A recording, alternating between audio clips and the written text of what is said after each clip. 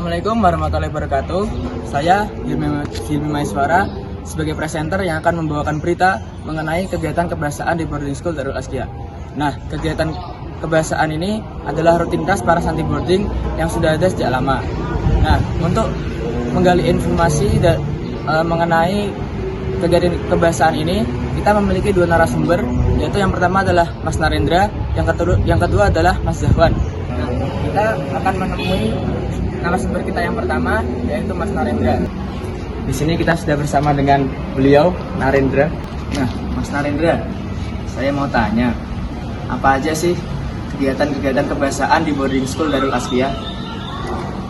Jadi secara garis besar, kegiatan boarding school Darul Azkia mencakup English morning, kemudian ada focus submission, dan terakhir ada public speaking. Pastinya dari tiga itu akan menjadi bercabang-cabang. Seperti contoh, nanti public speaking itu akan dibagi menjadi dua, yaitu ada audience speaker sama public speaking. Nah, di focus submission juga ada tambahan di mana bakal ada English Day di hari Jumatnya. Jadi seluruh santri itu harus berbahasa Inggris. Nah, jadi di boarding school Darul Azkia sendiri kami memiliki pengurus, yaitu Language Department atau Departemen Bahasa. Nah, nantinya Departemen Bahasa ini akan bertugas untuk mengampu santriwan-santriwati boarding school Darul Azkia yang mana nantinya akan dibagi per kelas. Nah, saat kelas itu berkumpul, nanti akan ada anggota-anggota Departemen Bahasa yang akan memimpin jalannya kegiatan-kegiatan di boarding.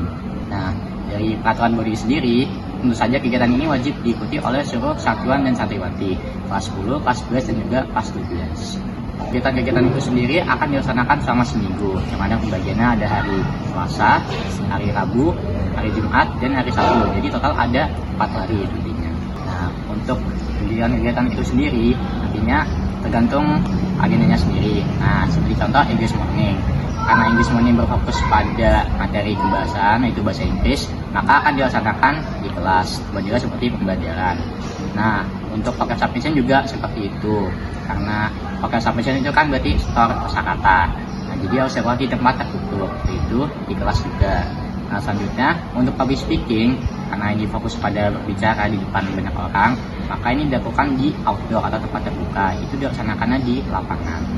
Tentunya setiap kegiatan bahasa di boarding itu sudah dirancang memiliki output sendiri. Seperti contoh dalam English morning, untuk santriwan dan santriwati diharapkan dapat menguasai materi bahasa Inggris, baik itu grammar dan lain sebagainya. Nah, untuk paket submission itu juga akan menambah kosakata yang nantinya akan dipakai dalam berbicara ke banyak orang. Nah, kemampuan berbicara banyak orang nanti dilatih dalam public speaking. Nah, jadi ketiganya itu saling berkaitan.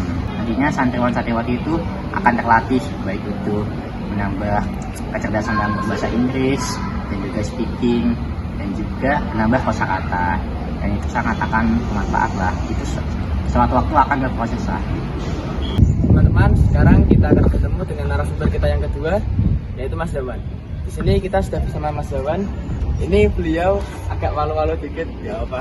Saya akan bertanya kepada Mas Zahwan mengenai bagaimana jika ada santri-santri yang membolos atau misal ada yang izin sakit, misal ada yang melanggar aturan-aturan kebahasaan, punishment-nya apa aja ya, Mas? Oke, selama ini itu pertama ya, buat yang bolos-bolos atau nggak ikut secara langsung kegiatan tuh biasanya HP-nya disita, kayak masih subuh-subuh atau tiduran itu nggak ada hasilnya, itu nanti paginya nggak dapat HP. Terus untuk biasanya juga itu ada yang nggak bawa buku modul. Kalau nggak bawa buku modul itu nanti keliling lapangan sini nih 2 kali biasanya, itu yang sering, Mas. Enggak, ya udah biasa. Yang seringnya gitu, dua pelanggaran itu yang biasanya dilakuin lah umum. Kalau ada yang sakit gimana, Mas? Kalau ada yang sakit ya tetap diizinin. Nanti kan tetap kalau HP kan emang kalau sakit nggak dapat ya, nanti aman aja. Terus misal waktu English Day nggak pakai bahasa Inggris, Kalau itu sebenarnya ini juga English Day, jadi beda guys. ya cuma disuruh ikut ini aja, jadi nggak pakai Inggris. Nah, jadi pada pas English Day itu pertama harus pakai PIN sama harus pakai bahasa Inggris selama di sekitaran boarding. Jadi kalau sekiranya kedapatan oleh LD sendiri atau language department atau anggota LD sendiri, kalau ada yang kedapatan nggak bahasa Inggris atau malah nggak pakai PIN, nanti dicatat. Nah terus pas ada pengumuman bahwa English Day-nya udah selesai, nanti yang catatan yang dapat pelanggaran nanti ada punishment-nya nih, yaitu mengaji atau darus selama 30 menit sambil berdiri di tempat yang sudah ditentukan gitu. Ya, terima kasih Mas Zawan atas waktunya. Saya kira informasinya sudah cukup. Ya, selamat bertemu kembali Mas Zawan. Terima kasih.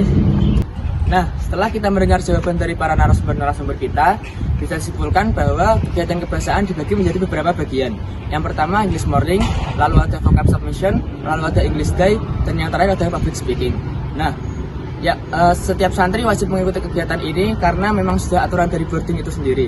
Nah, lalu untuk tempat-tempatnya, English Day ada di sekitaran boarding, English Morning berada di kelas, vocab submission juga berada di kelas, dan untuk public speaking berada di lapangan MAN 2 Kudus. Nah, kenapa sih harus ada program kayak gini?